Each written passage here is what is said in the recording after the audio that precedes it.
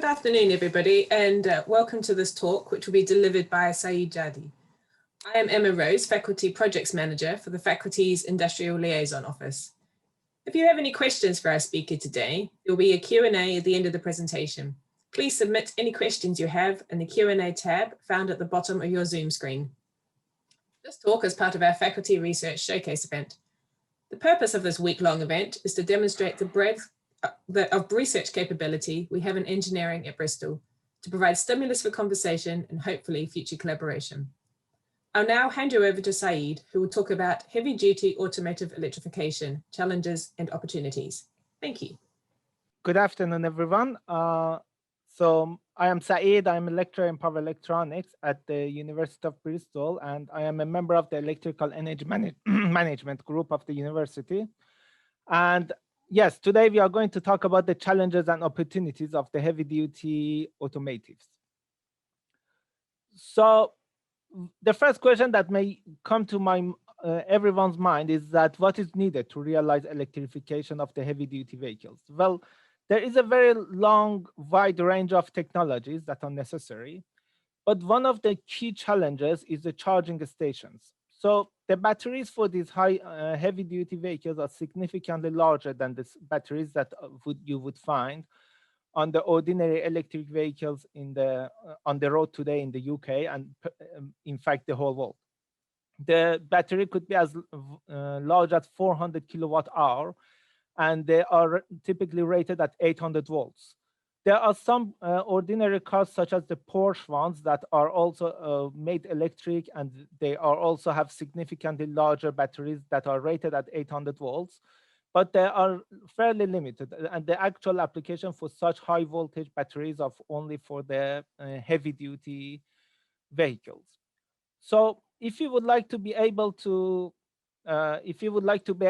charge this vehicle, the batteries, we will need to have access to very high power and significantly more powerful chargers. The chargers are typically the normal chargers that you can find on the street today of 50 kilowatt, and they are rated at 50 kilowatt DC, and the ones that are for Tesla are at 120 kilowatt. The heavy-duty EV concepts are typically, can be from so many different companies. One of them is the one that you can see in this picture. It's from C Electric. So a typical electric vehicle that you can see here, heavy duty, it has a range of 200 miles with a continuous power of 150 kilowatt and a peak power of 250 kilowatt. And it has an onboard charger, but this onboard charger can take up to 4 to 6 hours to enable you to charge a vehicle in time. And that is a very significant period of delay, because financially, you would like this truck or the coach to be able to deliver the load quite quickly, and you do not want to wait for 6 hours for it to be recharged in the middle of your journey. Next slide, please. The approach that Germany has took about this is to open up an electrified highway. So the electrified highways are for trucks that are, there is an example of it close to Frankfurt, but there is a significant problem with this, and the problem is the limited driving stretch. So such electrified highways, such as the one you can see in this picture that is actually developed by Siemens, will have is effectively acting like an electric train instead of an electric truck that can transport the goods to anywhere and everywhere. So you would like to be able to have the luxury of that freedom as well. So this option may not be necessarily the appropriate option for every single application. Next slide, please. So just to put this into context, you can see that there is a difference between the range and the charging delays. If you have a diesel engine, the refueling time will be, say, about 10 minutes. But if you are going to recharge the same vehicle with a 22 kilowatt charger, it can take anywhere as long as 6 hours to be recharged. And even with 50 kilowatt chargers, it will take up to 3 hours. And again, if you are sitting in a coach and traveling from London to Edinburgh, you don't want to keep waiting 3 hours and 3 hours delay just for the vehicle to charge so that you can continue this 400 miles journey. With a charger that is rated at 350 kilowatt, the delay will be 30 minutes, which is more or less reasonable and acceptable when compared to the diesel engine. Next slide, please. The Xfc chargers, or extremely fast chargers, are the concept that are developed to directly connect the charger to 11 kilowatt distribution feeders by high frequency solid state transformers. And this solid state transformer will enable to significantly reduce the dimensions of the transformer, such as the transformer that you see here from 50 hertz, it can be reduced in dimensions to 1 kilohertz. And the dimensions will be significantly less, but that also means that the energy density will be significantly higher, the level of the voltage, current, and of course the power dissipation as a result of losses will be significantly higher in a smaller space. And as a result of that, we will need to have a very careful understanding and comprehensive understanding of the failure mechanism that may happen in such high energy density. Additionally, the power semiconductor modules need to be rated at, say, 8.5 kilowatt DC. And for every single heavy-duty vehicle that will be connected, you will need to have at least 40 amp of current rating as well. That is something that is a little bit challenging at today's semiconductor technology. Next slide, please. It's challenging because we are approaching the limits of silicon. Silicon has a specific level of critical electric field, and you cannot easily go above that limit. So if to be able to block very high voltages, your only option is to increase the thickness of the device. And as a result of that, the energy losses will be significantly higher.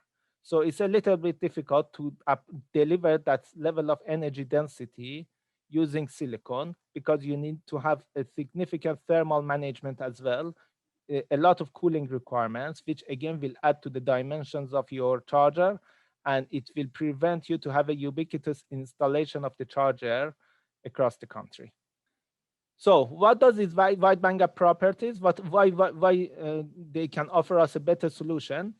Devices such as silicon carbide or gallium nitride, they can have up to 10 times higher critical electric field, higher junction temperatures, better, especially this is true for silicon carbide, and it can be have higher slew rates, which means that the switching losses will be less, and because the device is thinner, it can also have lower conduction losses.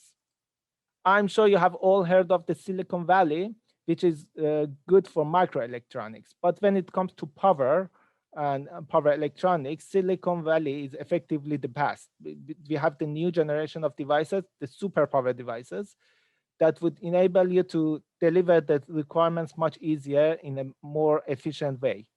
And perhaps one of these days, we may have a silicon carbide or gallium nitride valley somewhere in the world too. Next slide, please.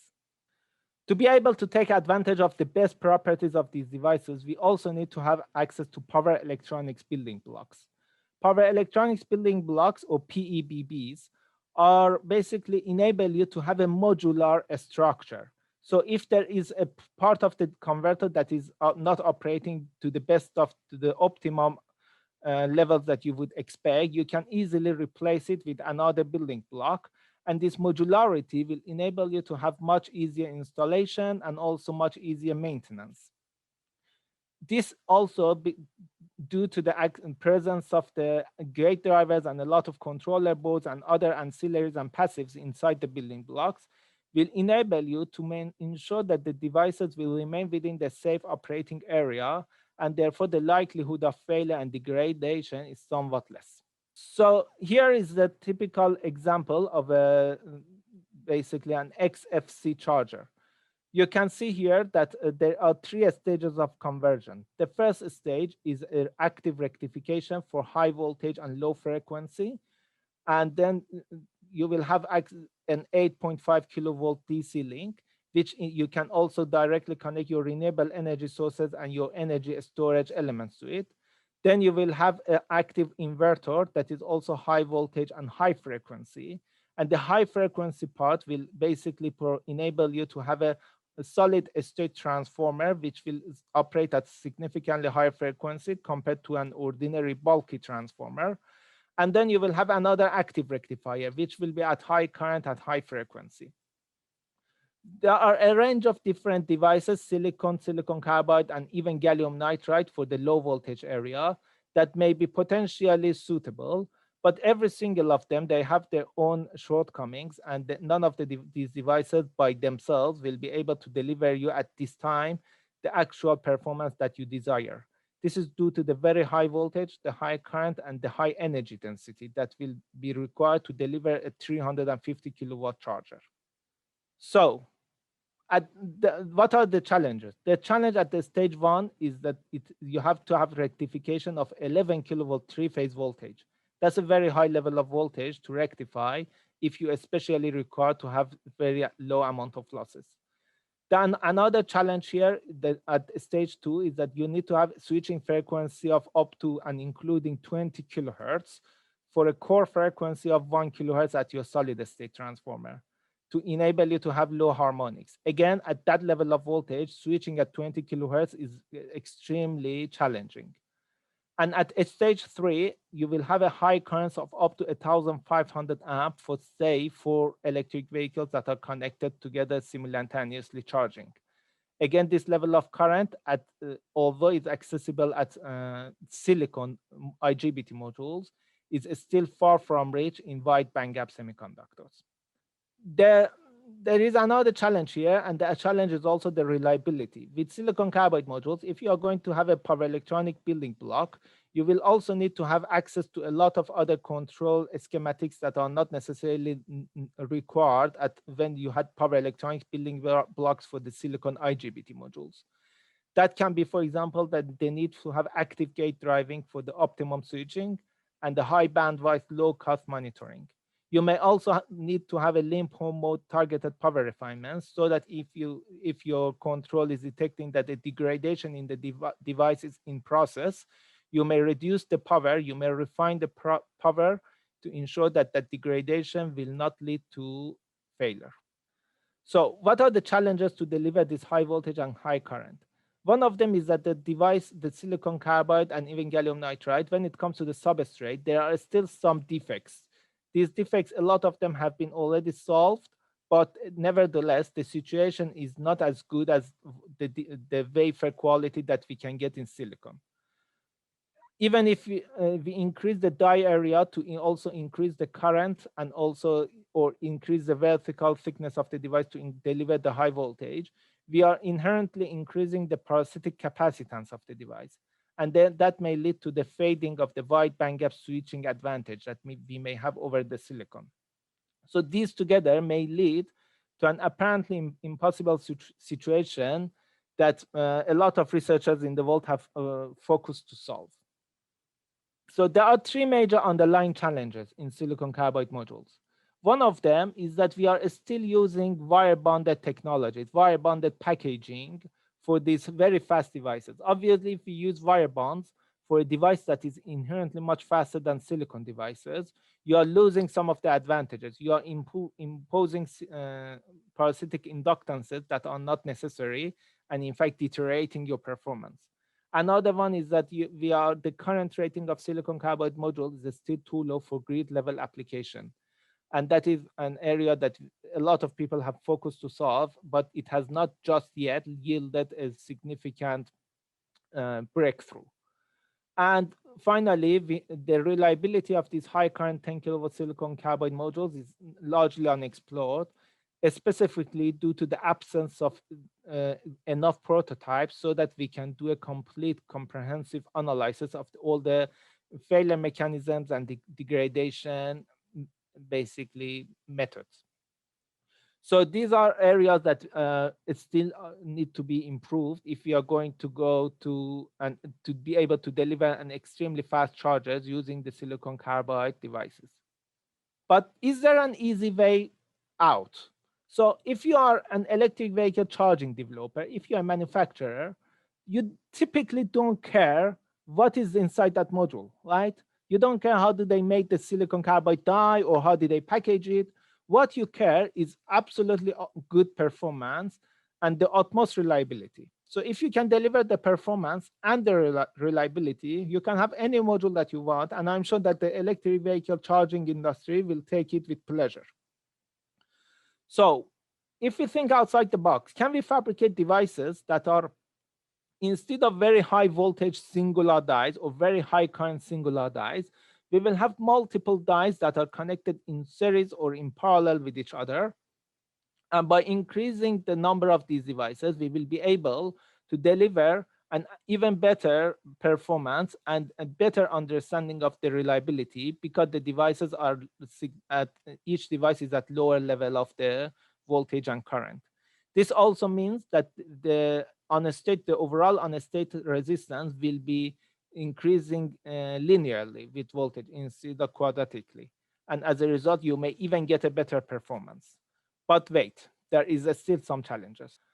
So there are some reliability analysis that needs to be performed with interconnected dies. So if we connect the devices in series and in parallel with each other, we may face some novel reliability shortcomings that may also impact the performance of the device at significantly highly energy densities. We also need to get rid of the wire bonds. So we need to develop wire bondless modules by encapsulation embedded PCBs that are built on thick printed copper aluminum nitride substrate. So aluminum nitride will enable you to have up to 5 times better thermal conduction compared to the aluminum oxide. So that will help you in terms of your thermal management.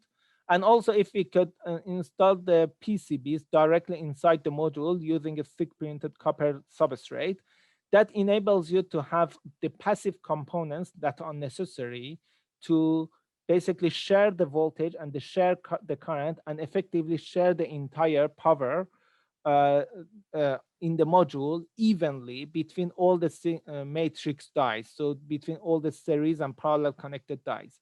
These PCBs will perform a very significant role in delivering these modules, because in absence of them, there is a very high likelihood of a domino effect failure of the modules, of the dies inside the module. So that wire bondless module is also a key technology that needs to be underpinned.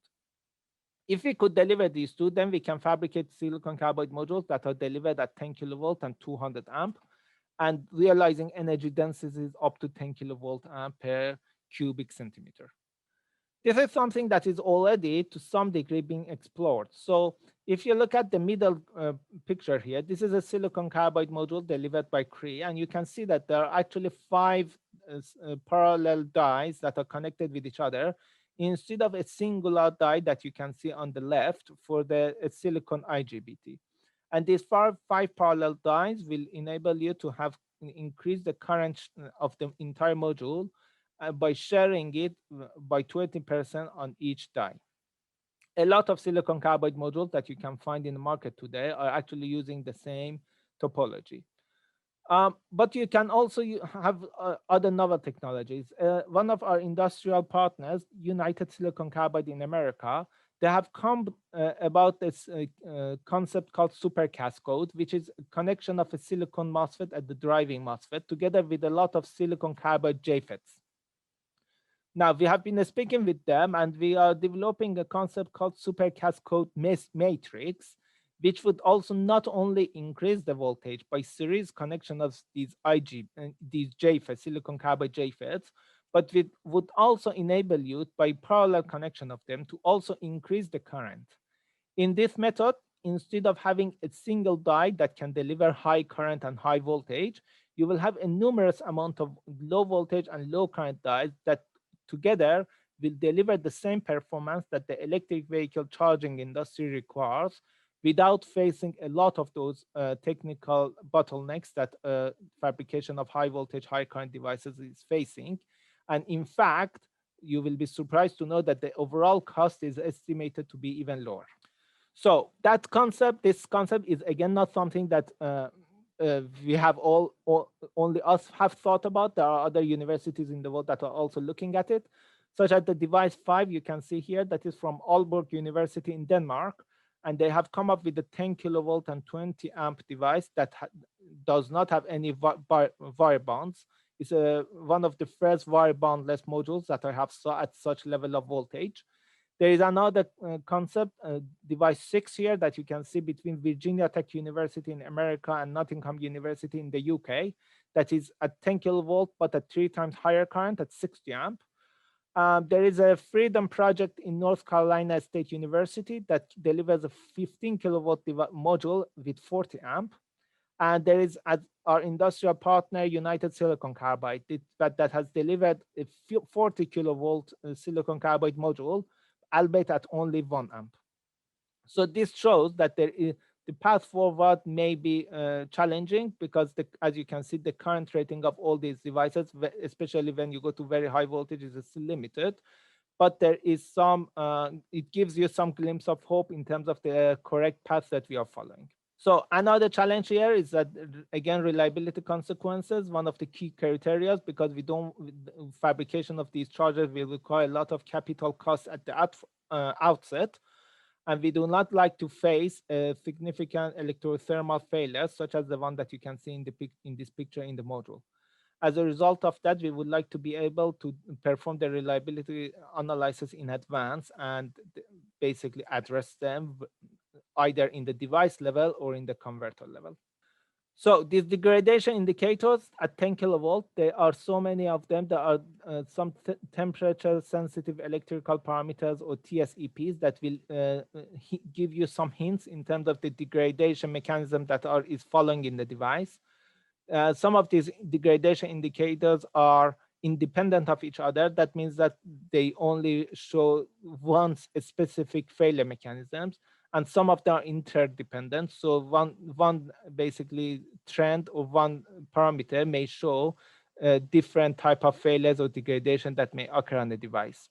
And this is something that we need to have a close eye, and using the control system that you will have on your power electronic building block, you need to monitor all these parameters to ensure that the device is still safe and within its operating area. So what we're doing at University of Bristol's Electrical Energy Management Group, we are covering a wide range of power electronics and power system research. We have got different academics, including myself, that are working on power electronics. We are also looking at electromechanical power conversion, experimental validation and dynamic modeling of devices, converters, and machines.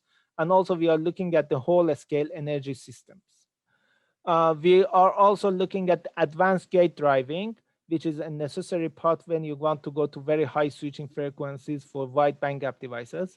We have different academics that are looking at the silicon carbide power electronics and also gallium nitride power electronics. We also have several research projects on ultra high efficiency power electronics. We are also looking at, in addition to electric vehicles, we are obviously looking at the grid level systems too.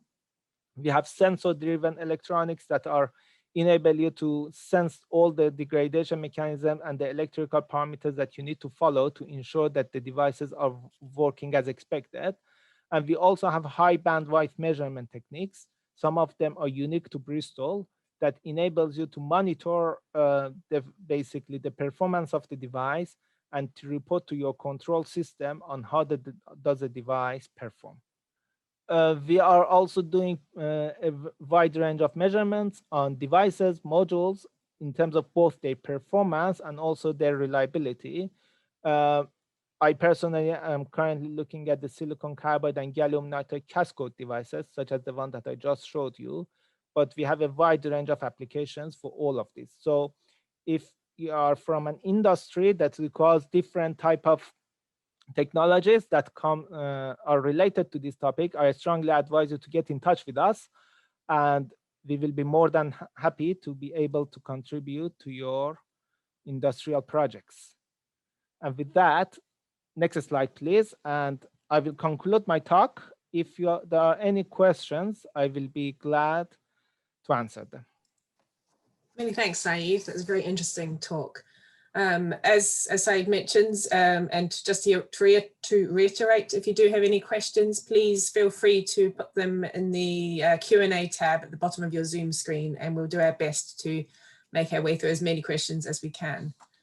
I've got a couple of questions that have come in from Mohammed. So the first of those is, what kind of converter topologies can be used in the case of the Xfc technology? They're traditional two-level converters or they're multi-level converters?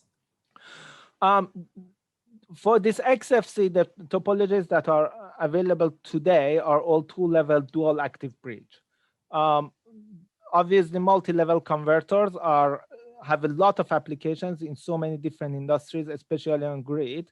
So I will not be surprised if we start to go through that route as well. But at this time, the proposal, at least the academic proposal, are all two-level.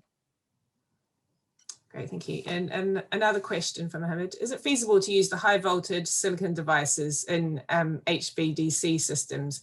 And what will be the advantages and the challenges of doing this?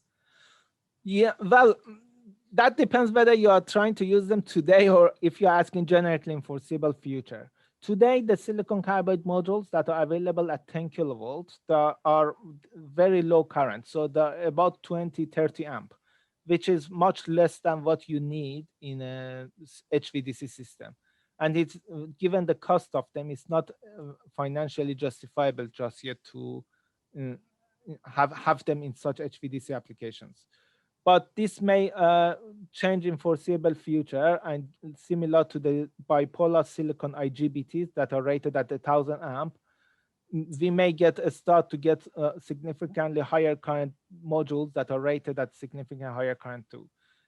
There are modules that are fabricated by Wolfspeed that are rated at 1.7 kilovolt today, and they are rated at 300 amp, 400 amp, and that is the certain level of voltage current that will be useful in HVDC applications. Obviously, you still need to connect the devices in parallel.